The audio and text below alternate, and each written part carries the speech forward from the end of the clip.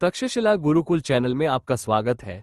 अगर आपने अभी तक हमारे चैनल को सब्सक्राइब नहीं किया है तो कृपया तुरंत सब्सक्राइब करें, घंटी का बटन दबाएं और अपनी टिप्पणियां और प्रतिक्रियाएं लिखें। अपने दोस्तों के साथ ज्यादा से ज्यादा शेयर करें। हम ऑनलाइन कुंडलिनी राजयोग दीक्षा और 6 महीने में कुंडली सक्रियण प्रदान करते हैं। 7. आत्मा की एकता। वामदेव अपने पुत्र के पास आए हैं। श्रुति शिरा ने उन्हें सौंपे दिया है। एक आत्मा की एकता उनके पुत्र के पास आई है। आत्मा की एकता जो भगवान का अमृत है। आत्मा के भगवान शंकर अपने पुत्र के पास आए हैं और उसे बताया है, सुनो मेरे बेटे, मैं जो कह रहा हूं वह कमजोर श्रुतियों की राय नहीं है। मैं मजबूत वेदों और उपनिषदों के रहस्यों को प्रकट करूंगा। स्वतंत्रता का ये परम सार कमजोर लोगों को नहीं पता है। यह उन लोगों को बताना उचित नहीं है जो कार्रवाई से परे हैं। आत्मा की एकता आत्माओं की आत्मा का अवलोकन और अन्वेषण करने में सक्षम बनाती है। यही वेदांत का अर्थ है। मैं अलग हूं, तुम अलग हो का आत्मभेद गढ़ा गया है। भेद अलगाव का परिणाम है। समाधि की अवस्था में जहां सभी भेद गायब हो जाते हैं, तपस्वी सर्वोच्च सत्ता की एकता का अनुभव करता है। दो हे आत्मा, मैं जिस अखंड परमात्मा की बात कर रहा हूं उसे अनुभव करो और आनंद से भर जाओ। अमृत अनुभव का आनंद तुम्हारे हृदय में चमकेगा कि तुम परमात्मा हो। यही सच्चा आत्म साक्षात्कार है कि परमात्मा एक है। अब मैं तुम्हें बताता हूं कि तुम वास्तव में शुरू से ही ब्रह्म हो। परमात्मा में जो अस्तित्व नहीं है वह माया द्वारा प्रकट होता है। यदि तुम ये जान लो कि यह माया एक भ्रम है और तुम सत्य हो तो तुम सचमुच सुखी हो। सेनानी सुनो, स्थिति के पृथक्करण के कारण एक आत्मा दो के रूप में दिखाई देती है। यह माया का व्यापक भ्रम है। मैं कई उदाहरणों के साथ समझाऊंगा कि कैसे आत्मा में माया का अस्तित्व प्रकट होता है। 6 जीवन शक्ति दिखाने वाले उदाहरण। 1. जब कोई व्यक्ति अंधेरे में रस्सी पर पैर रखता है तो वह डर के मारे सोचता है, यह एक सांप है, मैं मर गया। वह पीछे मुड़कर कहता है, वामदेव उसे प्रणाम करते हैं, मुझे सोम पिलाओ। एक परमात्मा की एकता जिसने धम्म का अमृत पी लिया है। श्रुति अध्यायों में वाममार्गी भगवान शंकर ने अपने पुत्र से कहा था और अमृत से परिपूर्ण परमात्मा की एकता उन्हें प्रणाम करती है और कहती है, सुनो मेरे पुत्र, मैं जो कह रहा हूं वह दुर्बल श्रुतियों का मत नहीं है। मैं मजबूत वेदों और उपनिषदों के रहस्यों को प्रकट करूंगा। स्वतंत्रता का ये परम तत्व दुर्बलों को ज्ञात नहीं है। कर्म से परे लोगों को ये बताना उचित नहीं है। परमात्मा की एकता व्यक्ति को आत्मा से आत्माओं का अवलोकन और अन्वेषण करने में सक्षम बनाती है। यही वेदांत का अर्थ है। आत्मा पृथक्करण, मैं भिन्न हूं, तुम भिन्न हो, एक भ्रम है। पृथक्करण आत्मा का निर्माण है। समाधि की अवस्था में जहां सभी पृथक्करण गायब हो जाते हैं, तपस्वी सर्वोच्च सत्ता की एकता का अनुभव करता है। 2 हे स्वयंभू, मैं जिस अविभाजित परमात्मा की बात कर रहा हूं उसे अनुभव करो और आनंद से भर जाओ। अमृत अनुभव करने का आनंद आपके हृदय में चमकेगा कि आप सर्वोच्च सत्ता हैं। ये सच्चा आत्म साक्षात्कार है कि सर्वोच्च सत्ता एक है।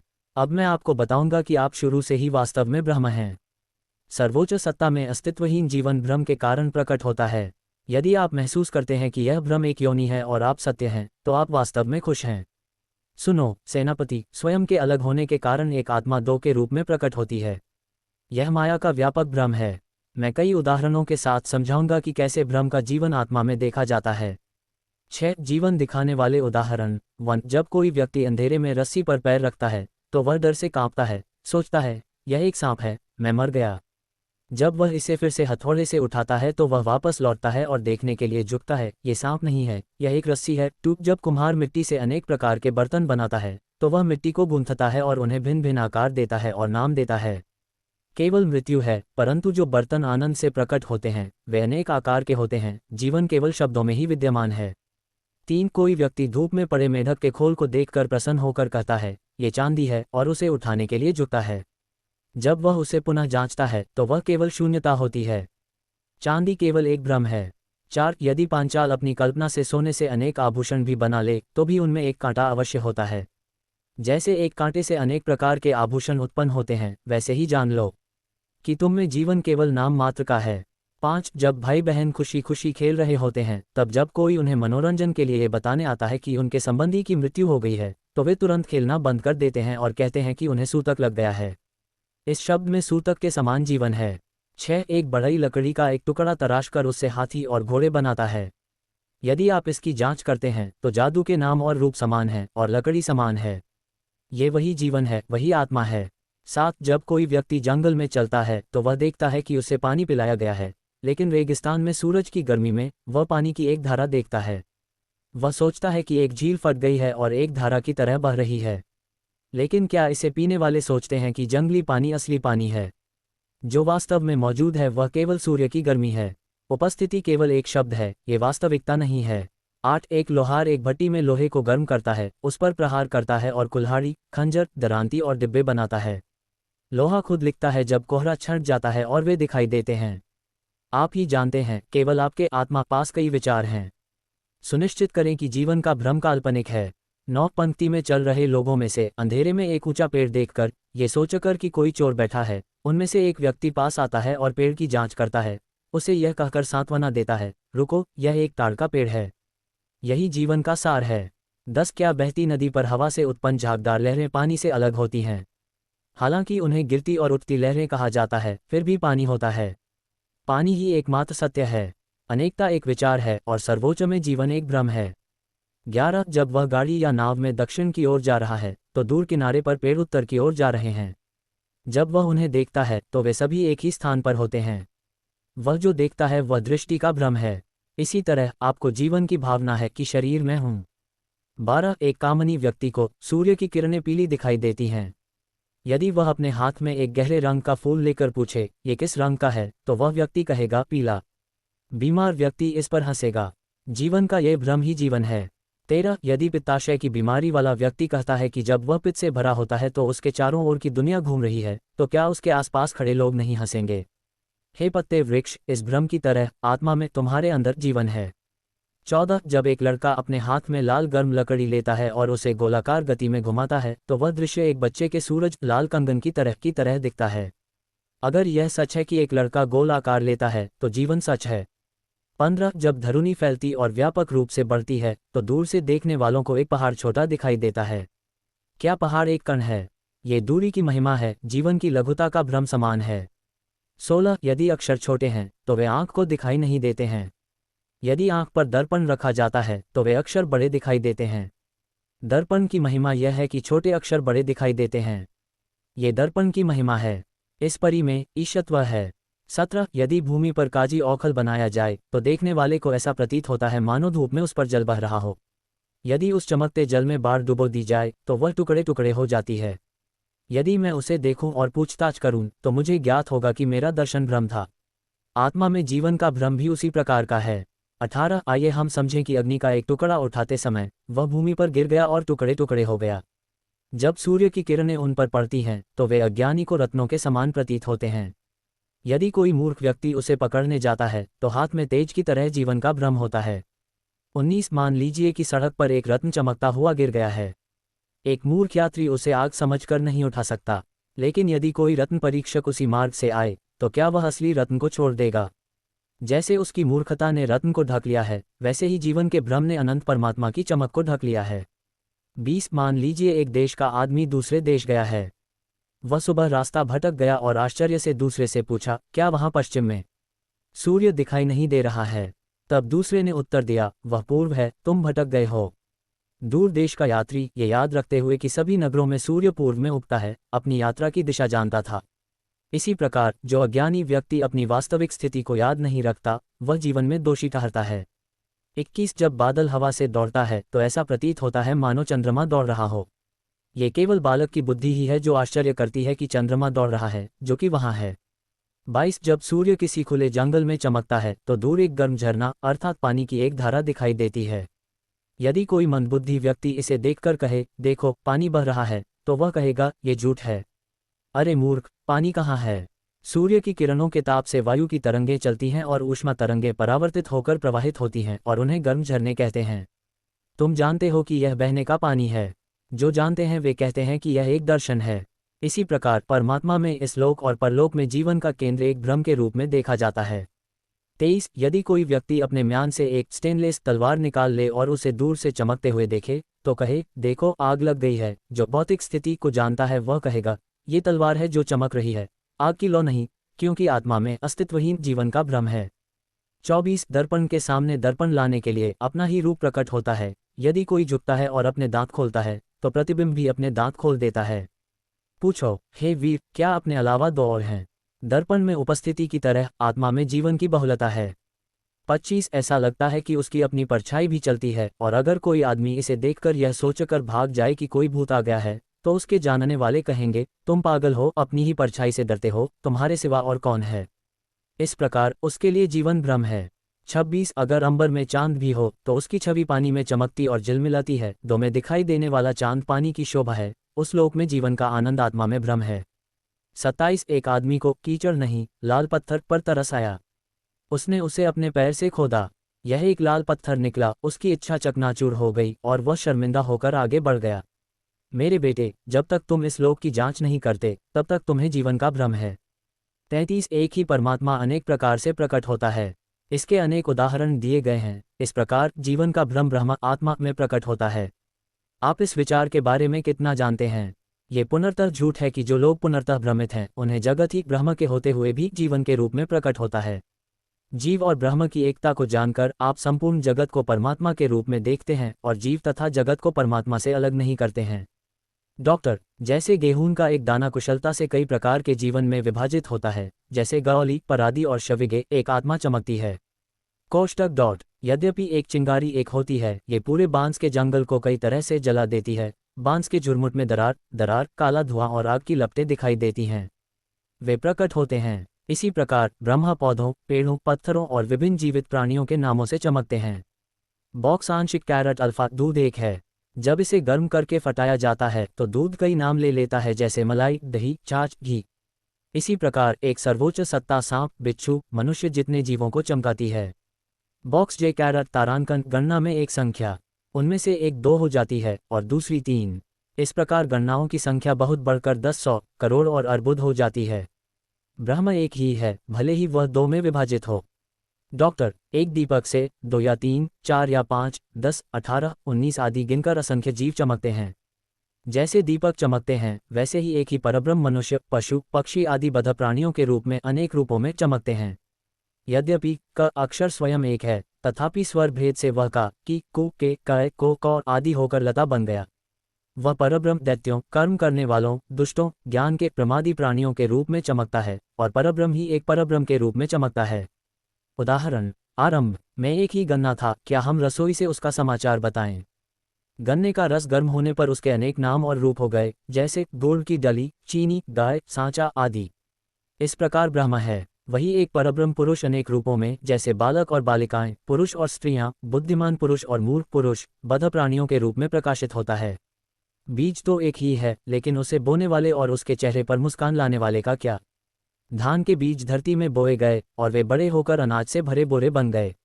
राज्य की सरकार की तरह ब्रह्मा एक सर्वोच्च सत्ता, जीवों के लाभ के लिए घी, तेल, लकड़ी, गैस आदि विभिन्न रूपों में चमकती है।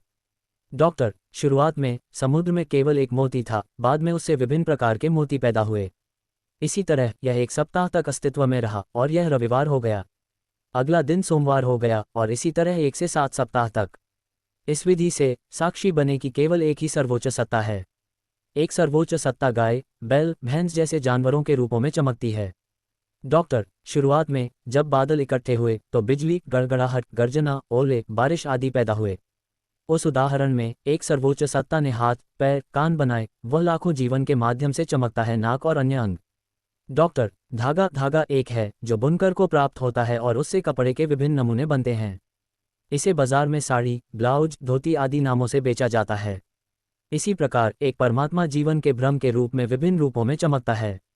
दया, यद्यपि वटवृक्ष केले का पेड़ जड़ में एक छोटे से बीज के रूप में पैदा हुआ था, लेकिन पौधा साल दर साल बढ़ता गया। इसकी शाखाएं फैल गईं और पृथ्वी के कुछ हिस्सों में जड़ें जमा लीं और मजबूत हो गईं और इसके पत्ते बहुत हरे हो गए।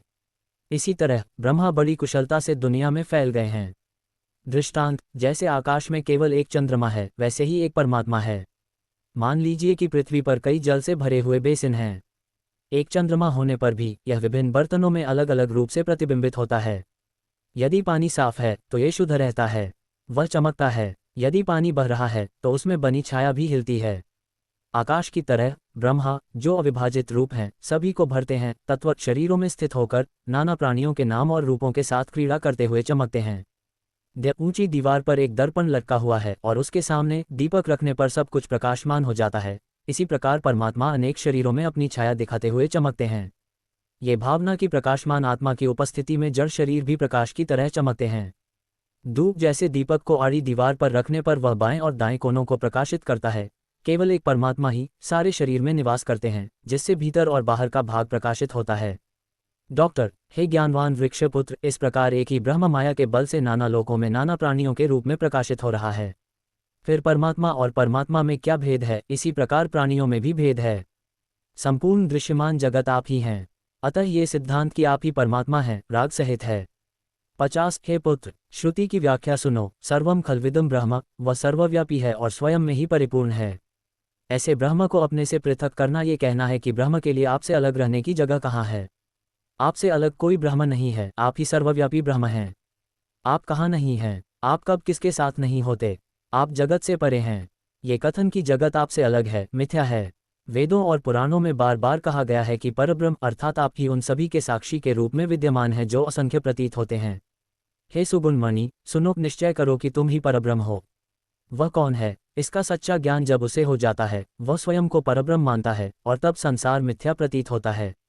यदि वह स्वयं को छोड़ दे तो वह संसार को देखेगा और वह भगवान बिल्ली को देखेगा। ये दोहरा कथन नहीं है। केवल एक ही वास्तविकता है और वह आप हैं, और आपसे अलग कोई संसार नहीं है, कोई परब्रह्म नहीं है। यदि आप स्वयं को जानते हैं तो महान लाभ है, यदि आप नहीं जानते हैं तो महान हानि है। 52 दृष्टांत। जारी 1। जब एक राजा का पुत्र शिशु था तो उसने स्तन का दूध पी लिया और कहा, मैं एक स्तनपान करने वाला पुत्र हूँ, और उसके करीबी दोस्तों ने उसे यह कहने के लिए मजबूर किया, आप राजा हैं। ऐसा मानकर राजपुत्र ने अपनी नीच प्रवृत्ति त्याग दी। नीतिवचन 2। जब बाघ छोटा था तब कुत्ता उसकी छाती चूसता था, और जब वह बड़ा हुआ तो कहने लगा, मैं कुत्ता हूँ। बाघ ने कहा, क्या तुम कब जानोगे? एक बड़ा बाघ उधर आया और उसी प्रजाति के एक छोटे बच्चे को देखकर उससे बोला, तुम भी मेरे समान बाघ हो। इस भविष्य रूपी जल में हम दोनों की छाया देखो। इसी प्रकार जब कोई माया या अविद्या के भ्रम के कारण स्वयं को नहीं जानता, मैं जीवन हूँ, मैं जन्म लेता हूँ, मैं मरूंगा, जैसी तुच्छ बुद्धि से ग्रस्त होता है, तब सद्गुरु बड़ी दया करके ये कहकर दया करेंगे, हे पुत्र, समझो और देखो, तुम ब्रह्म हो। हे गुफा, यदि तुम पूछोगे परमात्मा कैसा है, तो वह ऐसा नहीं है। ये भावना की आत्मा अतुलनीय है। यदि तुम अनेक नामों से परमात्मा को ऐसा और वैसा कहोगे तो तुम रुग्ण हो जाओगे और जीवन चेतना से आसक्त हो जाओगे, और तुम आनंद के सागर नहीं बन पाओगे। जो अभेद की स्थिति मैंने तुम्हें बताई है उस पर बिना किसी संदेह के विश्वास करो। ब्रह्म के समान आनंद के सागर बनो।